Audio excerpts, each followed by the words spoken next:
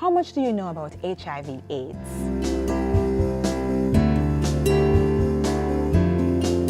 AIDS is the acronym for Acquired Immune Deficiency Syndrome, and HIV stands for Human Immunodeficiency Virus. The two are not the same thing.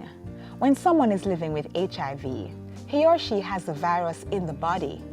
A person is considered to have AIDS when his or her immune system becomes so weak that it cannot fight off a range of diseases that it could normally handle.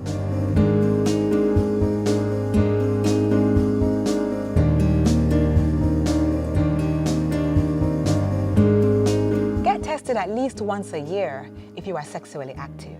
Getting tested regularly means that if you do contract HIV, you will know early and can start treatment sooner rather than later. HIV treatment prevents sickness and decreases the chances of you passing it on. It is extremely effective, and an HIV person on treatment can now live a full and active life and has a normal life expectancy. Persons receiving treatment are 90% less likely to transmit HIV compared to those not being treated. Know your HIV status. Get tested.